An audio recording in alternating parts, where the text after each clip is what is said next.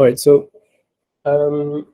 we are presenting in this paper a very light defense mechanism against adversarial attacks or evasion attacks in the context of federated learning. It's called Pelta. It's a crescent-shaped shield used by ancient Greek soldiers, and you'll see why it's very light.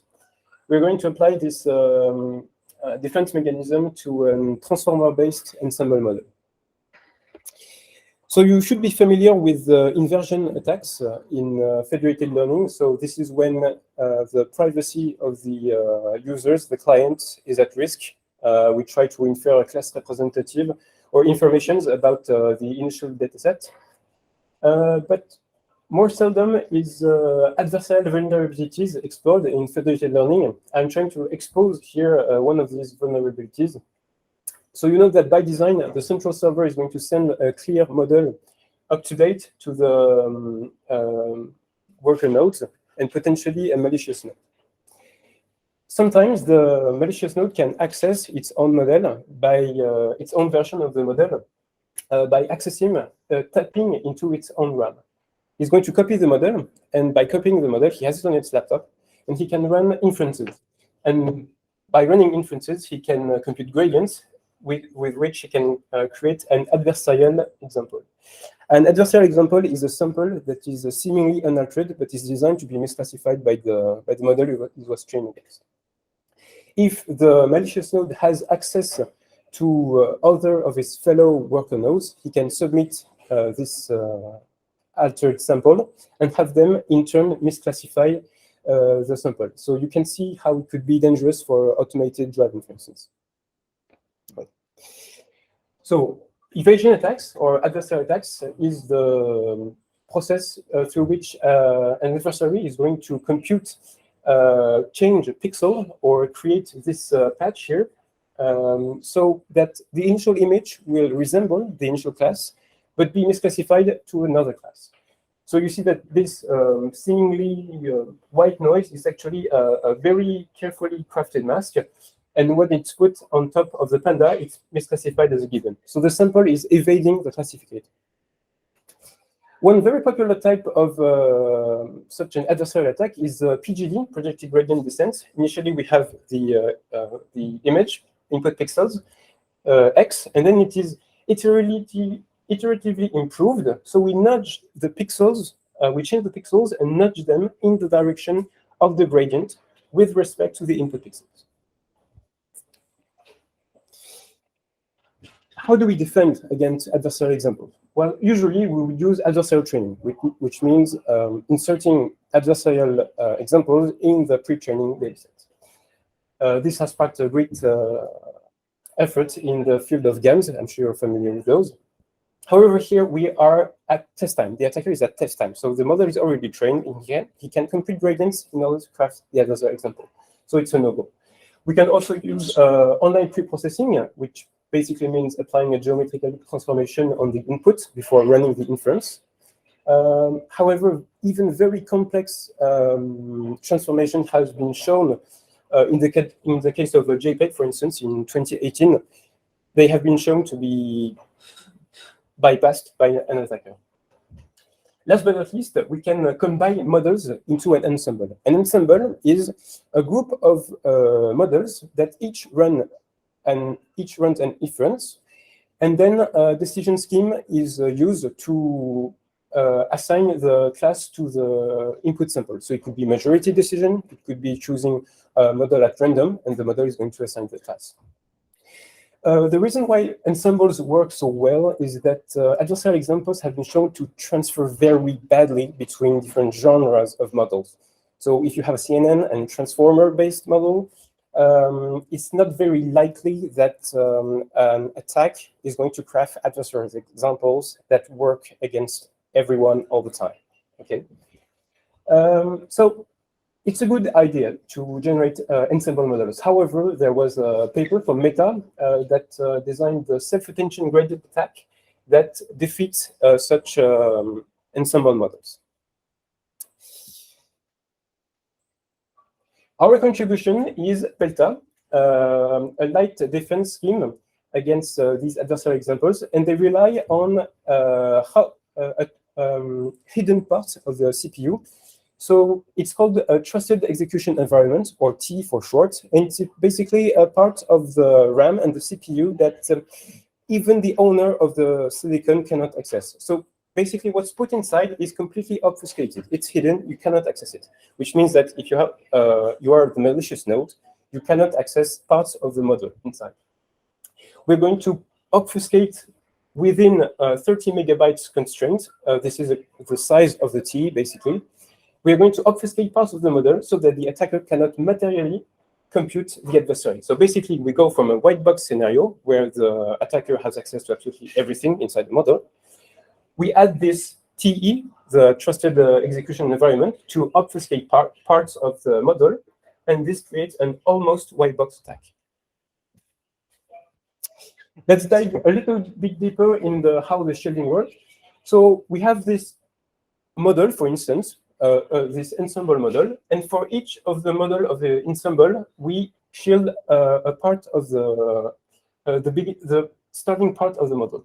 So for the typical deep neural network, you see that the attacker has no access to the parameters, the activations, pre-activations, and the back-propagating gradients. He can still run inferences, okay, but he cannot access what's going inside the model. So he cannot complete the chain rule in order to update his adversarial example. Okay. So what he's left with is this term, the delta L+1 is the adjoint of the last clear layer. The adjoint is the derivative of the loss with respect to the last pre-activation, so ZL+1. So what he's left with is this part of the chain rule. And what he can do is do a random upsampling of this adjoint in order to update his adversarial example. Okay, so he's going to change the pictures like this. To verify, to confirm this hypothesis that our shielding can mitigate the creation of adversarial examples through this self-attention gradient attack, we're going to apply this shielding technique, so this obfuscating technique, to an ensemble, because ensembles, they work well, and we want to see if we can protect them through this obfuscating technique. Okay, so just a little word about the self-attention gradient attack. It's basically PGD that we saw at the beginning. This is the equation, but it's generalized to other models. So let's suppose that we have K CNN models inside the ensemble, and we have V transformers. Then you see that the only thing that changes is, well, basically, is this gradient term. So this term in blue, okay, it becomes this, and it's basically a weighted sum of the respective losses of each model with respect to the iteratively crafted adversarial example, right? I put this attention rollout term for sake of completeness, but it's not important. All right, so in our experiment, the defender is going to run an ensemble of simply two models, one transform-based, one CNN-like. We chose this because they're basically SOTA for the CIFAR-10 classification task. And for the decision scheme, we use a randomly chosen model that is going to assign the class to the input. We test on 1,000 samples of CIFAR-10 for each of the following attack scenarios. One scenario where there is absolutely no shielding. So it's the ensemble at the mercy of the self-attention gradient attack that is run 10 times because it's an iterative attack. One scenario where only the vision transformer is shielded. So for those who understand how the transformer works, we basically obfuscate all the terms that relate to the embedding step. The third scenario is the CNN-like, so it's a big transfer model that is shielded. So we shield the first convolution and the first mass pool. And the final scenario is where both models of the ensembles are shielded. Okay? So maximum protection. And we make sure, of course, that everything that is hidden takes less than 30 megabytes. So here are the results. For one sample, we can see that when there is no shield, or if the bit transfer only is shielded, then the attacker managed to create an adversarial example. Okay, so it's a success for the attacker. When the ensemble is shielded, then the attacker doesn't manage to create the adversary example. So it's a success for the defense. And we can notice that for the vision transformer, when only the vision transformer is shielded, sometimes it can create an adversarial example, but it's rather anecdotal.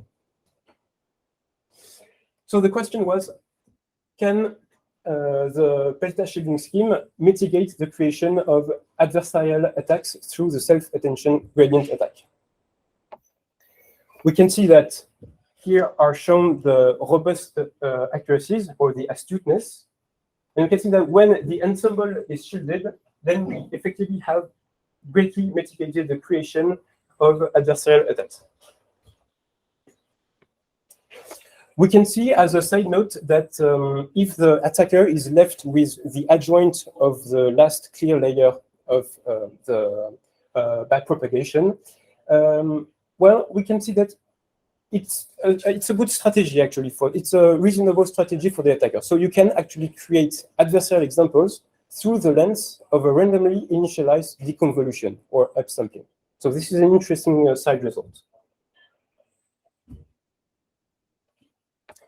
For our future work, we would like to extend to other datasets. So right now we only tested on CIFAR10. And there are other gradient-based attacks other than the self-attention gradient attack. So there are, on top of my head, the APGD, the PGD, the Carlinier-Wegener attacks, and many more. There are other models to be defended by this defense scheme. And we would like also to try some different initialization strategies. So what if the attacker has some priors about the values that were hidden? What if he trains on his own premises a differentiable approximation, right? So he doesn't have access to the parts that are hidden, but he decides to create to place a neural network and to train it and to use it to craft these adversarial examples. So what happens then? And that's it for my presentation. Thank you for listening.